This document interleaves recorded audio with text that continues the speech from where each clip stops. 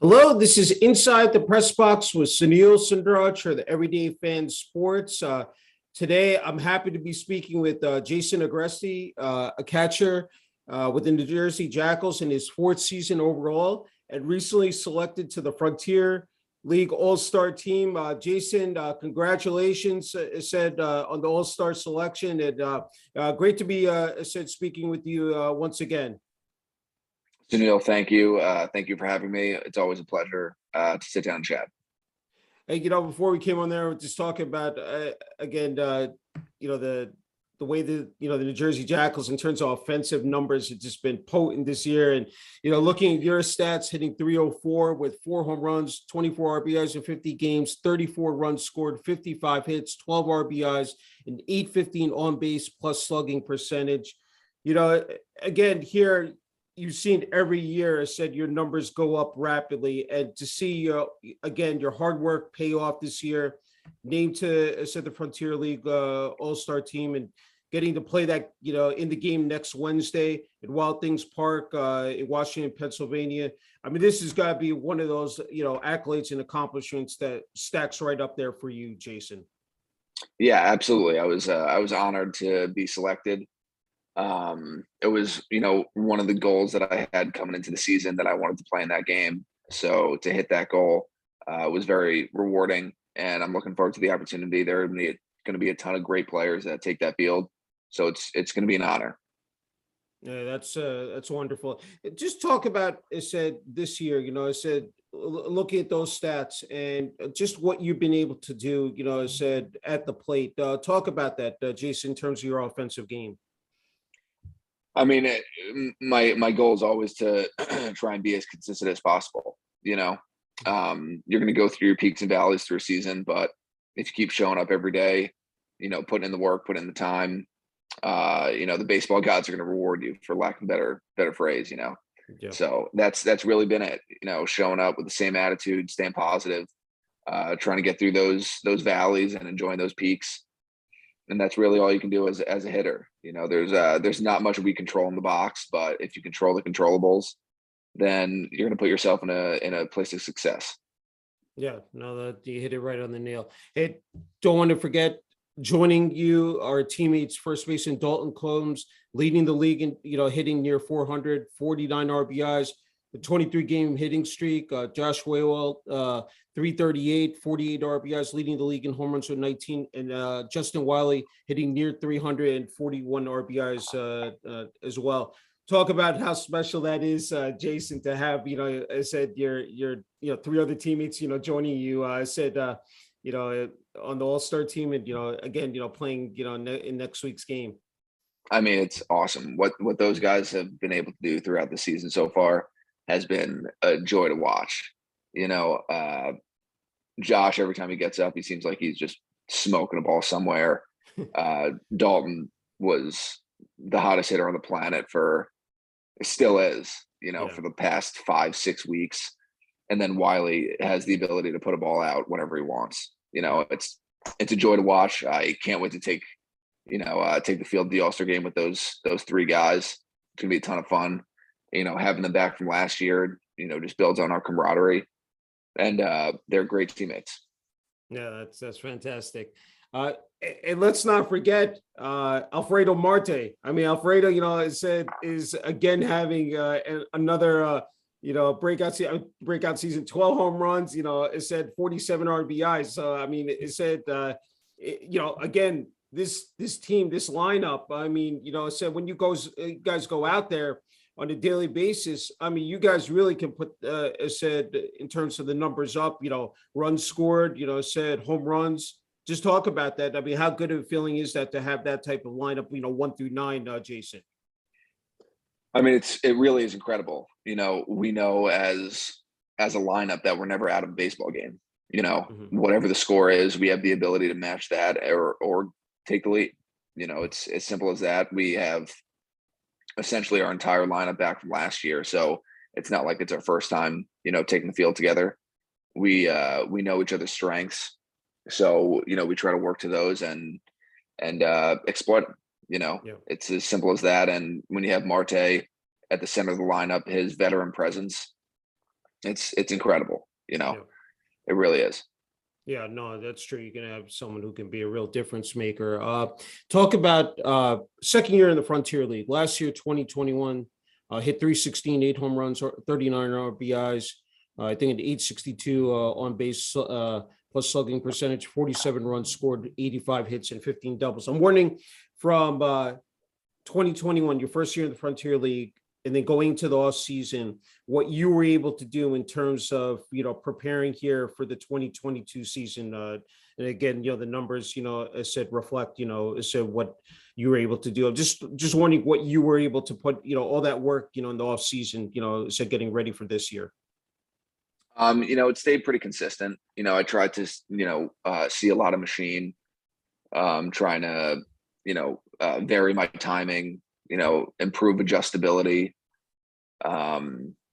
improve my bad ball hitting, 2-strike approach type thing. Mm-hmm.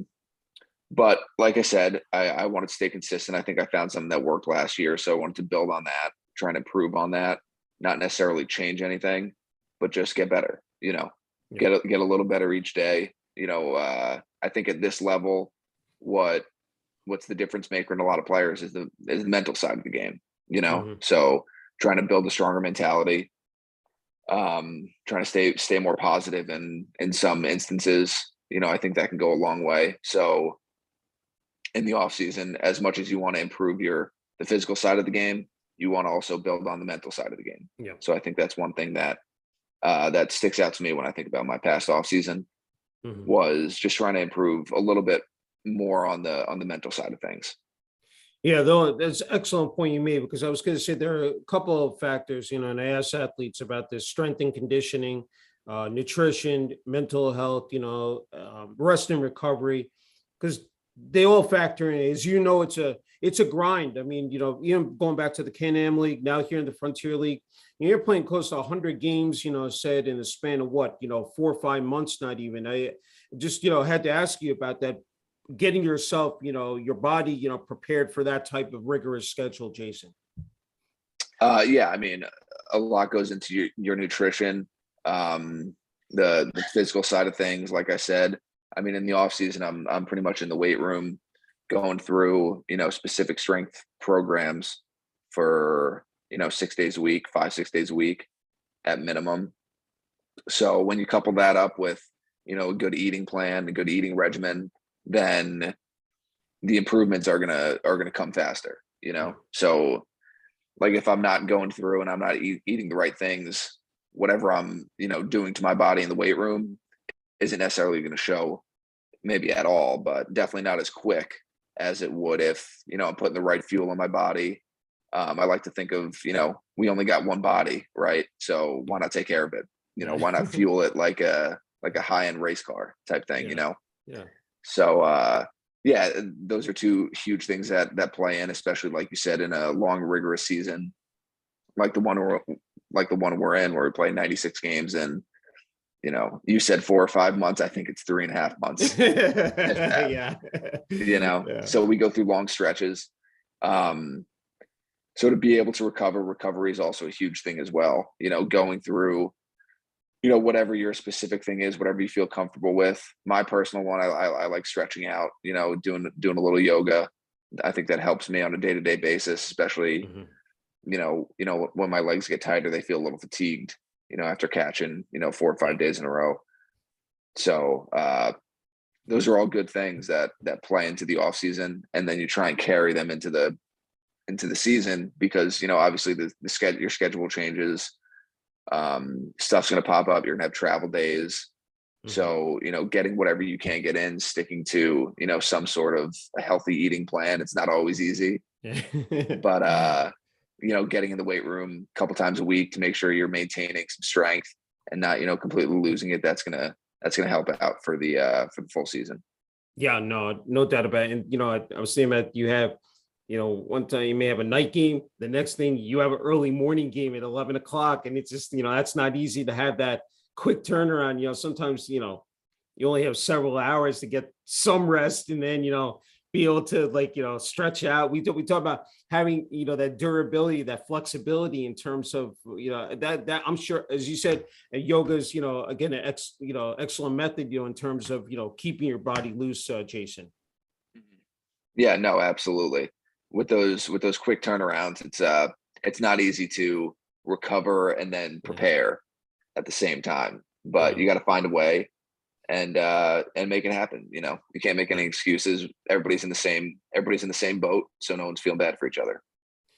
As you said, you play one of the most demanding positions, catching. That's not, I mean, the toll it takes on your knees and like, your whole body entirely. I'm wondering, just in terms of your preparation for a game itself, like, are there certain, or particular methods that you employ that you go through on game day just to get ready for, playing the position for the game as well, Jason? I mean, in terms of stretching out or anything like that, I'll go through, 15, 20 minutes of yoga, nothing in particular, but just something to, prepare myself mentally and also physically, get a little bit of recovery at the same time. Then I'll head out to the field. I'll go through some, various catching drills that I like, little progression to get my eyes loosened up, to get my eyes warm, ready to receive pitches, ready to block pitches, ready to transfer. So that's something that I'll go through, daily if I'm behind the dish on that day. Mhm. And then I'll go through, my throwing stuff with the starting pitcher. We'll get in the bullpen. So it's really nothing crazy, Yeah. quite honestly. But I do like to set aside that time to get my own, catching warm up in before I have to go and work with the starting pitcher. Yeah. You have to do a lot of multitasking, you have so many responsibilities in terms of, being a catcher. I'm just wondering, like, how you're able, and then you have to get up at the plate. Just wondering, like, when you're behind, as you said, behind the dish, I mean, you're in action, of course, with the starting pitchers, even relief pitchers. Just what, I mean, take people behind the scenes. I mean, because I'm sure, like, when you're at training camp, you go over, I said, a lot of work, what goes into, and it said a game itself, but just talk about those moments in game, what, just for you personally, Jason. Mhm. So there are definitely a lot of things that happen Yeah. throughout just one game Yeah. when you're catching. So you'll come in after be on the defensive side of things, and you'll be chatting with the pitcher, trying to understand. Okay, maybe he wanted to throw this pitch in this situation. Maybe he shook Mhm. you off to a different pitch. So trying to understand his mindset and getting on the same page with that. And then I might be on deck. So as I'm having this conversation, I'm taking off my catcher's gear and I'm putting on my batting gloves, whatever Evo Shield protective stuff I wear, Yeah. and also trying to prepare mentally for the at bat that I'm about to go into. Yeah. So I have to be really good at compartmentalizing. Okay, I'm having this conversation with the pitcher to understand a little bit more about, what his thought process was in this moment.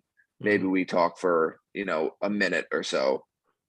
And then as I'm walking to the on deck circle, I'm flipping that script in my head to Yeah. then be like, okay, I'm going to be present in the batter's box. That's where my mind has to be.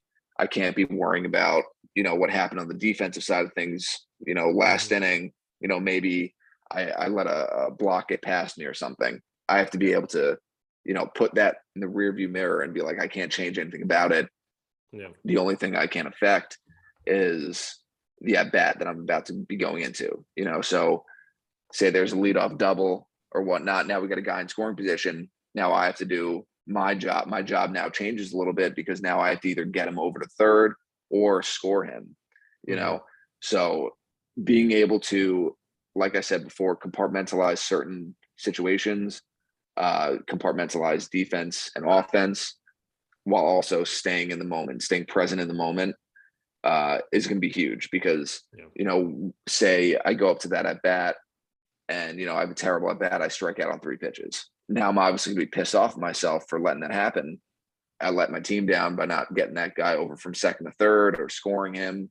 Mhm. So now I'm pissed. But then once I go back out, to catch, I got to be able to put that bat at bat in the review mirror as well. Yeah. So I got to push that one aside and be like, okay, Now my job changes in this moment.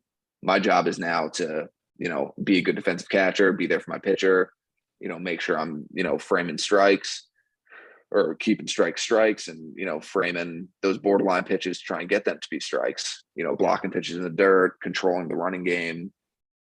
So a lot changes moment to moment as a catcher.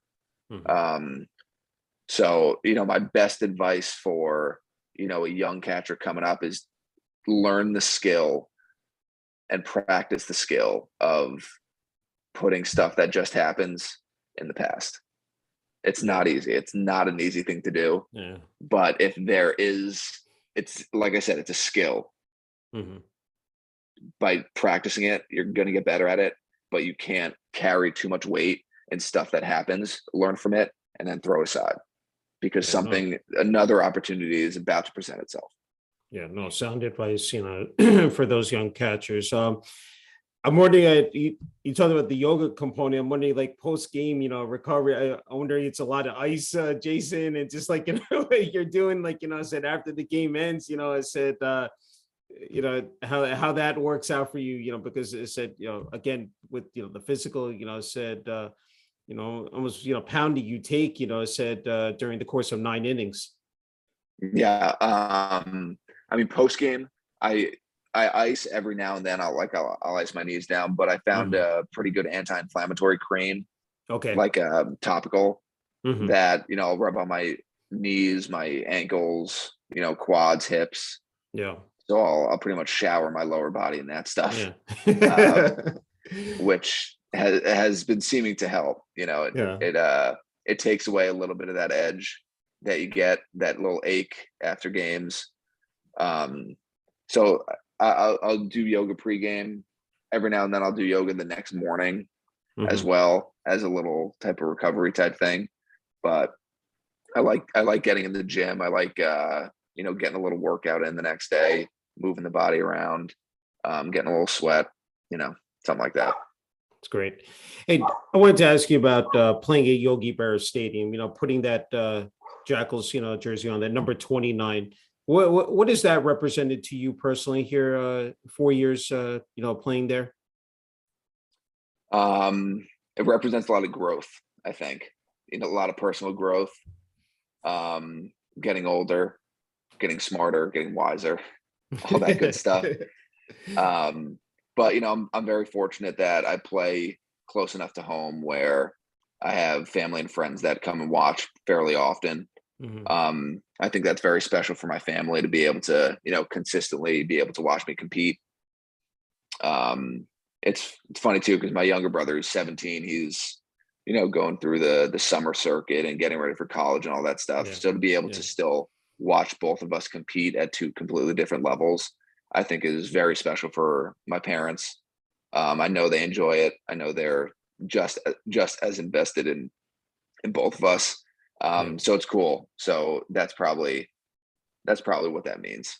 That's great. I mean, there's so much tradition with this organization. Of course, you have Yogi Berra Museum there, and it's just there's so much prestige to it. I want to forget. I believe manager Brooks Carey, the coaching staff. Just talk about what they've meant to you here these 4 years in terms of your development as well as a player. I mean, I can't say enough good things about Brooks. He gave me my opportunity in 2019. He traded for me, and I was able to take that opportunity and run with it, and he's the reason I keep coming back. He's a great manager to play for. He brings in, good guys in the clubhouse, guys that I enjoy being around. So he's been just an absolute joy to play for. That's great.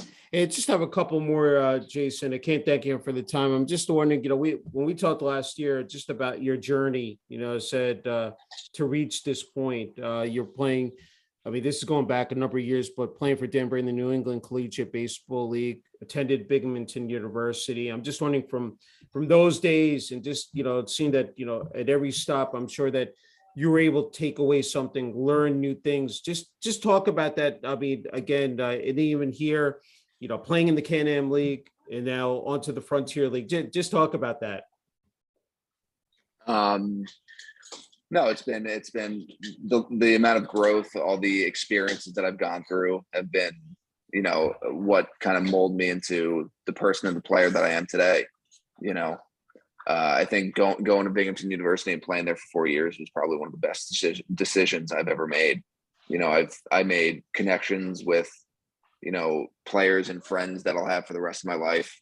The coaching staff there was as invested in you as a person as they were as a player, and I think that really sticks out to me and is a reason why I have been molded into, the person and the player that I am today. Yeah. I give them a ton of credit for sticking to that and, looking for those attributes in players when they're, going through the recruiting process. They're not just looking for, the best player on the market. They're looking for the best player and person, that they can get.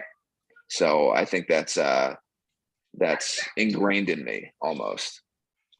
So those experiences have just, helped form me into, the person that I am today. Can't forget about, of course, Kennedy Catholic High School. Say your hometown, Yes. Yorktown Heights. What's I have to ask you what the reaction is. Of course, in your hometown. Said here with being selected to the Frontier League All-Star team. Going to Kennedy Catholic was probably the first major baseball decision I made. Going to play for Coach Fletcher over there. He probably actually started the who I am today. Like I said, before, he was probably the beginning of that. He was a great player coach, helping you get recruited to college, but he was a great person as well off the field. He had stories from, his days, working in the DEA and FBI, and like he goes on, but it's just, it was a pleasure over there. And, getting selected was it's just an honor, and everybody's reaction, sending congratulations is great, but, I'm looking forward to the opportunity. Yeah, no, it's again, it's really cool. I'm wondering, you talked about your family. I really, you talked about your mom and dad. Just you want to talk about extended family. Just again, what they've meant to you here. Said, and I'm sure again, definitely celebrating. Said this again accomplishment of being named to the Frontier League All-Star team. Just talk about this. These next, this next week, what this moment is going to be like for you and your family, and just again the support you've received from them, Jason. I can't say enough about it. Everybody's reaching out and sharing their congratulations. After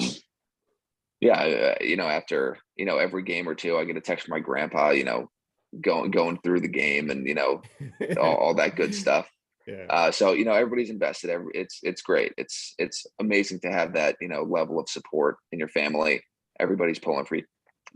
Everybody wants you to do well. And it's funny when you don't do as well. It feels like they're almost more invested than you are. But it's great. I can't say enough about it. My family's support has been incredible. That's fabulous. Hey, before you get the last word here, I'm just, when it comes to the game of, actually two of them, when it comes to the game of baseball, and you've been playing for a long time, I'm just wondering some of the intangibles that have stood out. I'm sure, like, said all the memories that you've built up. Just what makes the game really for you so special to play, and you continue to do so? They said you're getting older, as you alluded to, but just the fact that, you're so passionate about it, Jason.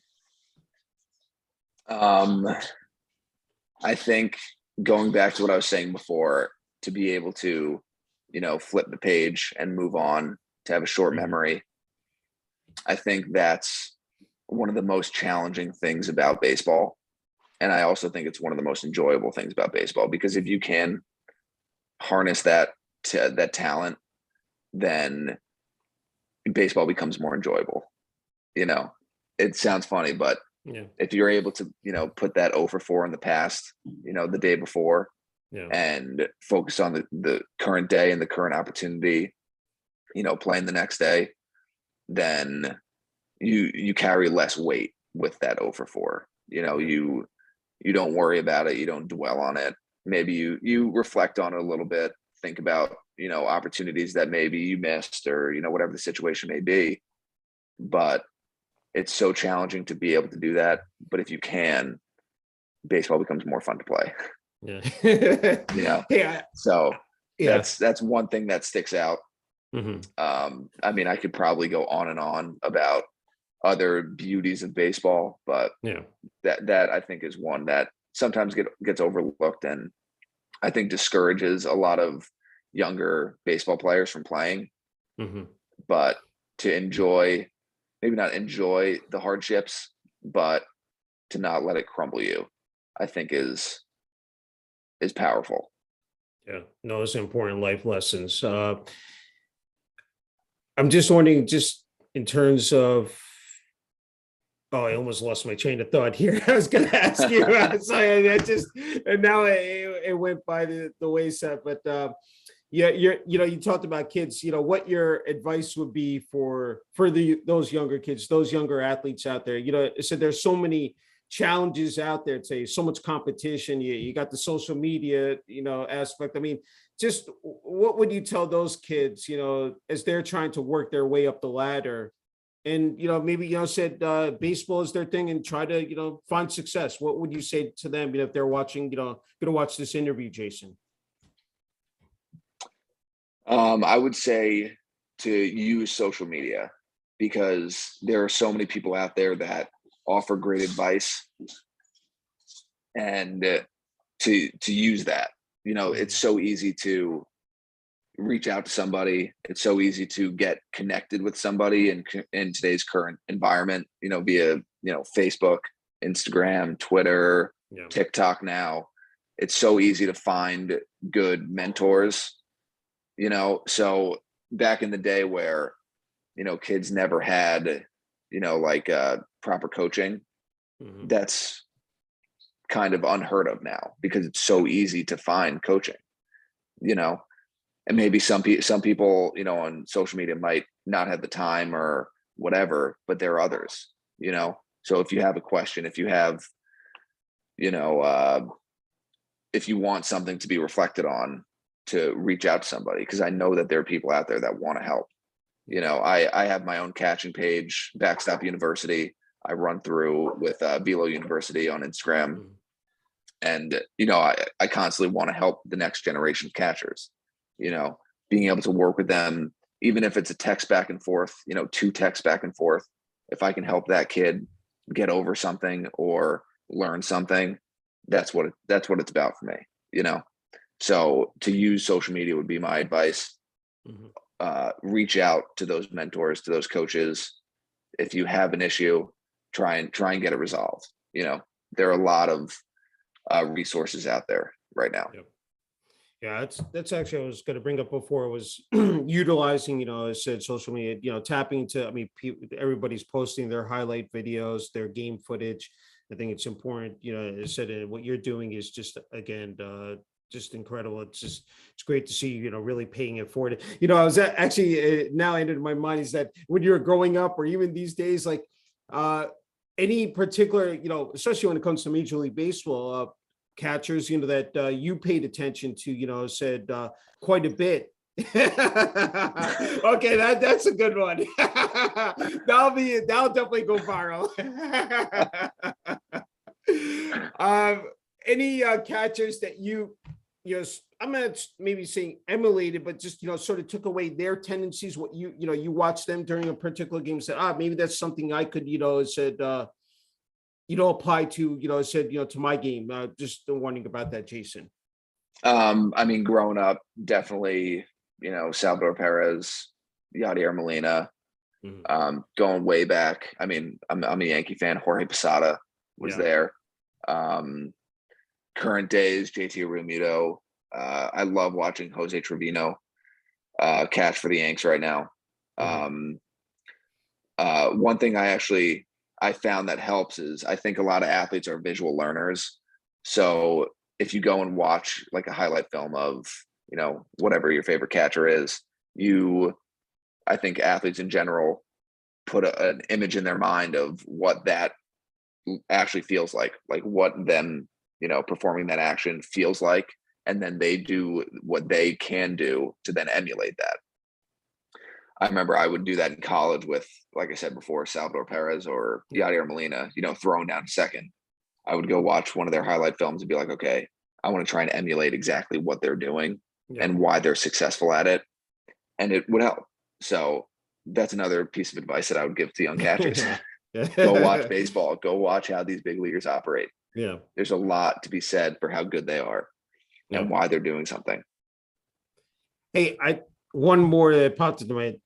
The competition in the Frontier League, from what you've seen, playing both, look at the East, West Division, just had to ask you about that. Is it your second year playing in the league? Just from your perspective, where does it, where does it rank here? I mean, the competition's really good this year. There are a lot of good lineups. There are a lot of good pitchers. The difference in record, I think, from the best team to the worst team is not a lot of talent. I think it's a lot of, doing those little fine details in order to win baseball games. Yeah. I mean, you look at the Quebec Capitals, and I mean, they win those close baseball games. They do those fine details. And I think that's why, they're, what are they now? 17 games over 500, whatever it is. They do those fine details. The Wild Things do those fine details. So I do think that's the big difference maker. I think the talent is really good, really, really at a high level across the board. But those fine details are what are going to win you baseball games and are going to lose you baseball games, Yeah, no, definitely. Okay, Jason, you get the final word here. Family, friends, current teammates, coaches, past, teammates and coaches, the New Jersey Jackals organization. I give you the floor, Jason. I think I paid enough homage to everybody in this one. I got no last words. All right. No, thank you, Sunil. I enjoy being on with you every time. This was great. I enjoyed it, and looking forward to the next time. Yeah, it said it just an incredible honor and privilege. It said congratulations again on your success, especially with the Frontier League All-Star selection. Looking forward to seeing you, play in the game. I said next Wednesday at Wild Things Park in Washington, Pennsylvania, Wednesday, July 20th. And keep up the great job. Said here with the New Jersey Jackals, Jason. Thank you. I appreciate it.